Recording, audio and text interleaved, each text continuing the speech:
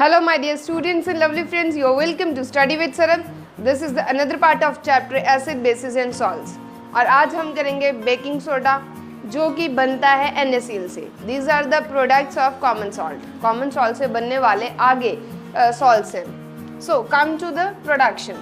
जो baking soda होता है असल में ये हमारे किस काम में आता है या कहाँ पे हम लोग यूज़ करते हैं. स्पेशली इसको हम अपने कुकिंग में यूज़ करते हैं. तो वो जो हम बेकिंग सोडा यूज़ करते हैं केक बेकिंग के टाइम पे ये वही है. तो हमारे पास है प्रोडक्शन में हमने NaCl लिया. NaCl मतलब सोडियम क्लोराइड. सोडियम क्लोराइड को हमने रिएक्ट करवाया अमोनिया के साथ, प्लस वाटर भी था, plus carbon dioxide. They all are combined together and उसमें क्या बनता है हमारे पास बेकिंग सोडा जिसे हम सोडियम हाइड्रोजन कार्बोनेट बोलते हैं. सोडियम हाइड्रोजन कार्बोनेट और साथ में बनता है अमोनियम क्लोराइड.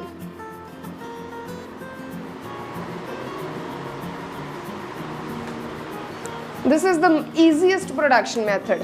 क्या करना है? NaCl plus ammonia plus water plus carbon dioxide. NaCl ammonia water carbon dioxide combine together NaHCO3 plus NH4Cl. अब बात आती है प्रॉपर्टीज की. किस तरह का होता है sodium bicarbonate? Firstly it is of white crystals. White crystals का होता है देखने में बिल्कुल वाइट दिखाई देता है और स्पेरेंगली सॉल्युबल होता है. थोड़ा मतलब एग्जैक्टली पूरा सॉल्युबल नहीं होता, पार्शली जिसे हम बोल देते हैं उस तरह से वाटर में सॉल्युबल होता है. और जब वाटर में हम इसे मिक्स कर देते हैं उस टाइम ये माइल्डली अल्कलाइन बिहेवियर शो करता है, वीक बेस जैसा एक्ट करता है. ये नॉन कोरोसिव है, मीन्स कोरोशन नहीं करता. And third, on heating decompose to sodium carbonate. जब हम इसे हीट करते हैं तो ये उल्टा रिएक्शन देता है, सोडियम कार्बोनेट और वाटर में ब्रेक डाउन होता है. तो देखिए सोडियम बाय कार्बोनेट हमने हीट किया तो क्या देगा? Sodium carbonate plus carbon dioxide plus water. तो mainly sodium carbonate and carbon dioxide and water is released और become product after heating the sodium bicarbonate.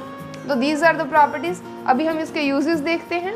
तो uses में देखते हैं, सबसे पहला यूज है एज एन एंटासिड. एंटासिड मतलब कि ये हमारे पास बेस है सोडियम कार्बोनेट, तो ये एसिड को न्यूट्रलाइज करने में हेल्प करता है. जब भी हमारी बॉडी में एसिडिटी हो जाती है तो बेकिंग सोडा लिया जा सकता है ताकि वो हमारी बॉडी में जाके जो एक्सेस ऑफ एसिड है उसको न्यूट्रलाइज करे और जो हमें एसिडिटी से पेन हो रही है या और प्रॉब्लम आ रही है उसको इफेक्ट को ख़त्म कर दे. सेकंड है used in making baking powder. तो बेकिंग पाउडर बनाने में यूज होता है सेकेंडली. अब बेकिंग सोडा और बेकिंग पाउडर, बेकिंग सोडा से बेकिंग पाउडर बनता है. मतलब जो हमारे पास बेकिंग सोडा है उसमें हम एक एसिड मिक्स करते हैं, जैसे कि टार्टरिक एसिड है या कोई और एसिड हम ले लेते हैं, एग्जाम्पल के तौर पे टार्टरिक एसिड. जब हम सोडियम बाइकार्बोनेट में टार्टरिक एसिड ऐड करेंगे उस टाइम पे वो बेकिंग पाउडर की फॉर्म ले लेगा, means the powder which is used for baking process. होता क्या है कि अगर जैसे कि हमारे पास सोडियम बाइकार्बोनेट प्लस हमने एसिड लिया, let be NaHCO3 plus, acid से हमें मेनली क्या मिलेगा? H positive. तो इस साइड जाके, तो प्रोडक्ट साइड जाके Na positive CO2 plus H2O बनेगी, वाटर बनेगा, कार्बन डाइऑक्साइड बनेगी और Na पॉजिटिव बनेगा. अब यहाँ से कार्बन डाइऑक्साइड रिलीज होगी. ये जो कार्बन डाइऑक्साइड रिलीज होगी ये उस डो में से जिसे भी हम बेक करना चाहते हैं, जिसे भी हम बेकिंग प्रोसेस में यूज़ कर रहे हैं, उस डो में से रिलीज़ हो जाएगी. कार्बन डाइऑक्साइड पहले फूलेगी, उसको स्वेल करेगी, फुला देगी डो को और उसके बाद उसमें से स्लोली रिलीज़ हो जाएगी और बीच में स्पेसेस क्रिएट हो जाएंगे. जैसे कि आपने देखा होगा केक में, पेस्ट्रीज में और इन सब में बीच में स्पेसेस होती हैं, ब्रेड्स में. ठीक है, वो होल्स किसकी वजह से होते हैं? जिस पॉइंट से कार्बन डाइऑक्साइड रिलीज़ हुई है. अब आप सोचोगे कि मैम कार्बन डाइऑक्साइड तो सीधा अगर हम सोडियम बाइकार्बोनेट को भी हीट करें तब भी रिलीज होगी, no doubt carbon dioxide release होगी। अगर हम इसको सीधा भी हीट कर देंगे तो मेरे पास एडिशनली ये बन जाएगा, दिस इज इन एडिशन। अब जब सोडियम कार्बोनेट बनेगा तो ये क्या करेगा, हार्ड कर देगा ऑब्जेक्ट को। यहाँ से कार्बन डाइऑक्साइड निकली थी, इसने लेवल अप कर दिया था और यहाँ पे क्या बना था, सॉफ्ट बना था। यहाँ पे ऑब्जेक्ट हार्ड बनेगा, डो जो है जो के कैप का वो हार्ड बन जाएगा। अगर वो हार्ड हो गया और साथ के साथ बिटर इन टेस्ट, कड़वा भी बनेगा। बेकिंग पाउडर और एक है हमारे पास baking soda, this is only NaHCO3, this is baking powder, baking soda plus acid. इसमें साथ में एसिड प्लस है, ये सिर्फ बेकिंग सोडा है। इसमें हमें स्वीट टेस्ट मिल जाता है और सॉफ्ट होता है, इसमें हमें हार्ड टेस्ट मिलेगा अगर सिर्फ इसको ऐड करेंगे, और ये बिटर है। ठीक है जी। जब हम ये ऐड करते हैं तो लास्ट में जो प्रोडक्ट बनता है, क्योंकि एसिड जो होता है इसमें, जो ये जो एसिड प्रेजेंट है, ये एसिड बीच में बनने वाले बेस को न्यूट्रलाइज कर देता है और सोडियम टार्ट्रेट एक नाम का एक कंपाउंड बनाता है which is sweet in taste, जो कि मीठा होता है। और यहाँ पे सिर्फ Na2CO3 बनेगा जिसकी वजह से हार्ड एंड बिटर हो जाएगा। और come to the third use, that is fire extinguisher. जब हम इसे फायर एक्सटिंग्विशर्स में यूज करते हैं, किसको, sodium bicarbonate, let's suppose this is the fire extinguisher. यहाँ पे हमने NaHCO3 ले लिया, यहाँ पे एक ट्यूब जा रही है जिसमें नोजल फिट है, ठीक है जी। और साथ में यहाँ पे थ्रेड के साथ एक इग्निशन ट्यूब लगी हुई है जिसमें सल्फ्यूरिक एसिड है डाइल्यूट। ये नोजल, ये इग्निशन ट्यूब,